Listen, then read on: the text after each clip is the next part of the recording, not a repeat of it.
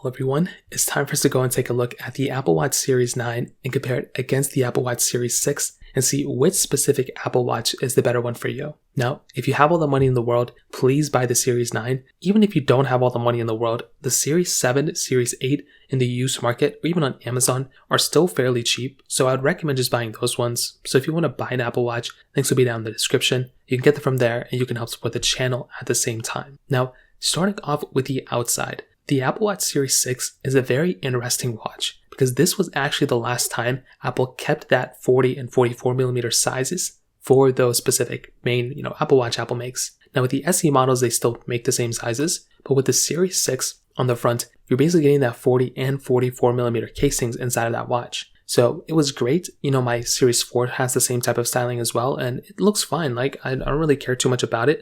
But with the Series 9, this is definitely a better improvement. This happened with the Series 7. Apple improved the display, and this one you were getting a 41 and 45 millimeter casings on this one. And it actually is quite a bit of a difference if I'm being honest. You were actually getting that bigger size display there, and that is something that is really cool. Personally for me, I love having that on that type of display, and it's a really nice feature to have. Speaking about that display, the Series 9 display gets twice as bright compared to the Series 6. So that right there is a massive difference as well. If you were wanting the watch with the bigger size display, the Series 9 is that, but it's also a brighter display as well, which is amazing. So you're getting that type of capability straight from your Apple Watch, which once again is a very, very nice feature to have. The rest of the styling though on both is kind of the same. You're getting the same button on the right side, the digital crown, that side button as well that you can kind of click on. So that's basically the same thing on both. On the back, you are getting that, wireless charging pad, so you can go ahead and, connect this to the charger. The bands will work on both as well. So if you have a certain band that you like,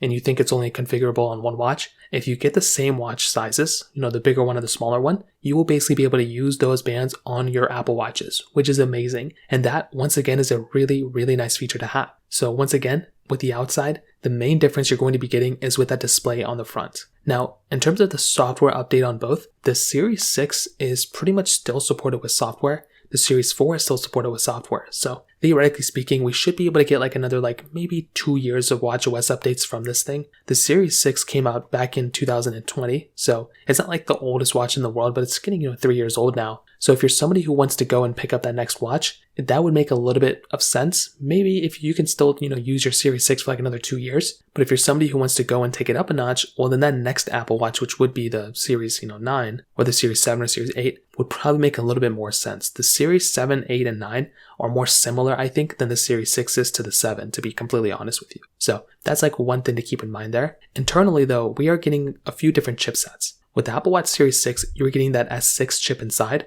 which was great. I love that chipset a lot. With the Series 9, you were getting that S9 chip. It's a way better chipset. You're getting a lot more features built in inside of that chipset, which is pretty big as well. So that, once again, is a very important thing to keep in mind. There's a few features that the Series 9 has over the Series 6. For one, you're getting on-device Siri now, which is massive. Having on-device Siri is really important because now if you want to make Siri commands, you can do that inside of your Apple Watch without having to connect to the internet every time. That's always been something that was annoying, but now you basically don't have to deal with that on the Series 9. On top of that, you're getting that double tap feature on your Apple Watch. So now you can just go ahead and double tap your index finger and the thumb together, and you can actually invoke certain things from your Apple Watch, which is actually really cool. And you're essentially getting that type of capability here, which is really, really awesome. On top of that, you're getting this precision finding with Find My iPhone. So that's another really cool feature here too. And overall, it is definitely a very solid device. I love this Apple Watch a lot. And I definitely do think the Series 9 is a very good upgrade coming from the Series 6. But like I mentioned, you don't really have to go from an Apple Watch Series 6,